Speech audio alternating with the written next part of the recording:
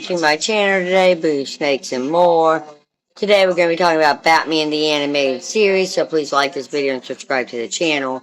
And for more videos like this, watch my other house channel, A&A Snakes and Stuff. My youngest son's channel, Henny's Toys and Games, or my oldest son's channel, Little Chris 10. Now let's dive into the video. Batman the Animated Series delighted comic fans and Emmy voters too. In 1993, the series won a Daytime Emmy for outstanding writing in an animated program. What series? For Heart of Ice, the episode which reinvented the campy Mr. Freeze into a tragic villain. Mom, what are we talking about here? The same year, Mother, what are we talking about here today? Batman the Animated Series. What about it? Like, episodes, the show itself, or specific episodes? No, getting it on air. Oh, okay. The same year, the series won a Primetime Emmy for Outstanding Animated Program. The winning episode, Robin's Reckoning Part 1. The series starred an experienced Batman, Kevin Conroy, and complemented that with a college-age Dick Grayson, Lauren Lester, who had been Robin for years. Robin's Reckoning told how Dick had been born into a family of circus acrobats who were murdered by a sabotaged rope. Bruce Wayne took the newly orphaned Dick in, and the rest is history. It's an episode of brimming with drama and pathos, one that gave Robin depth beyond being just a boy wonder. There was just one problem with the story. Batman the Animated Series was still a kids show that couldn't explicitly kill characters. In Roger's Oral History of Batman the Animated series co-creator Eric Redemisco explained, "When we were looking back at Robin's parents at the circus when the death happened, we knew they wouldn't let us show it. We couldn't even show the result of it. We just had to get the emotion across that his parents definitely died." The episode got around this as best it could. As Dick and his parents perform their acrobatics act, the camera cuts back and forth to the rope, holding them up, gradually snapping. As Miss Grayson leaps for her husband to catch her, there's a close-up of the rope giving way.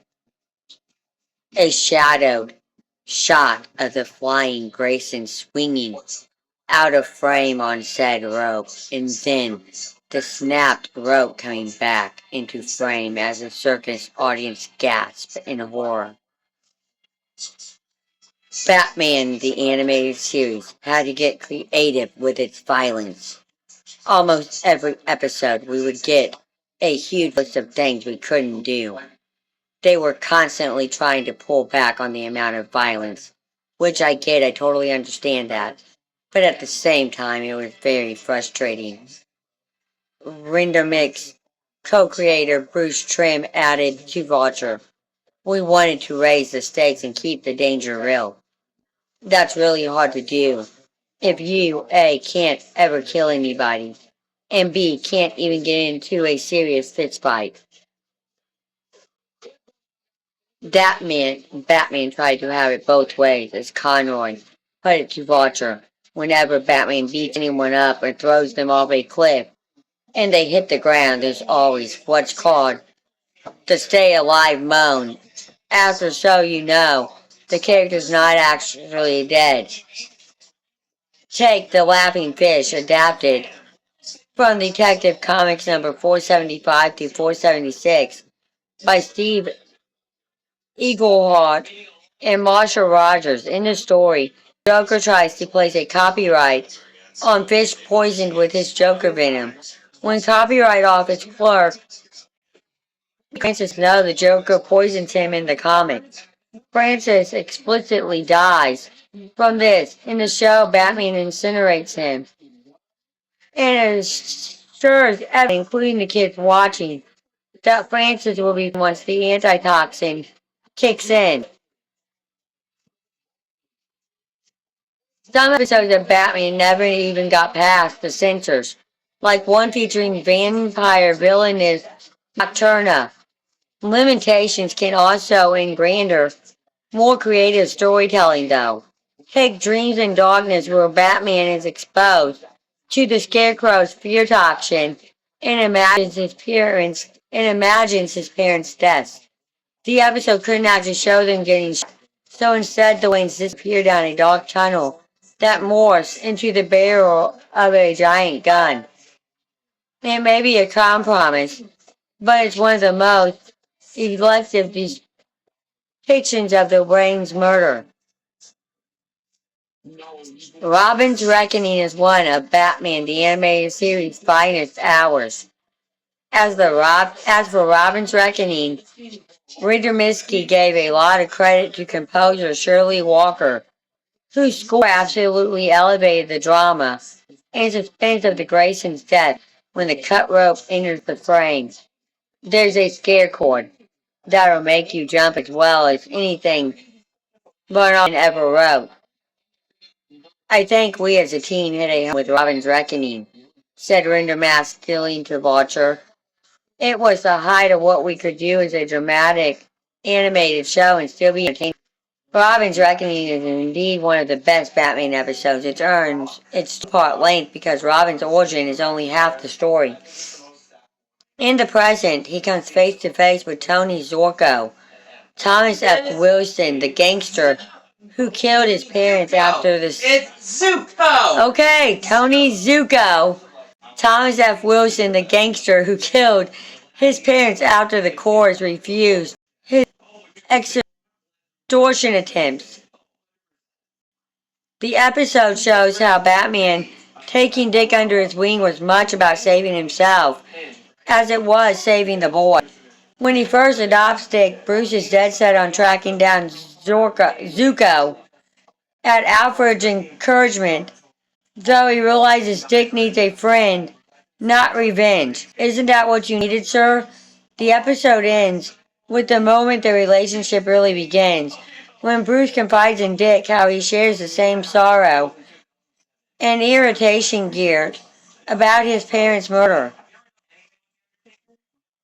That emotion comes back at the end of Robin's Reckoning Part 2. Batman admits he tried to ward Robin off chasing Zuko because he was afraid. Zuko, whatever it is. Zuko. Because he was afraid the feud would take Robin away too. You're not trying to say Mr. Mixelix Piddalick over here. The dialogue says to dance around the topic. No, we need to talk about this. You're acting like Zuko is like the Superman villain, Mr. Mixie Lick Piddalick. When it's Zuko. Tony Zuko. Topic of death, but that doesn't temper the power of the scene. Batman and Robin's bond as brotherly or fun. Robin's Reckoning crafts Zorko. an experimentally episode out of it.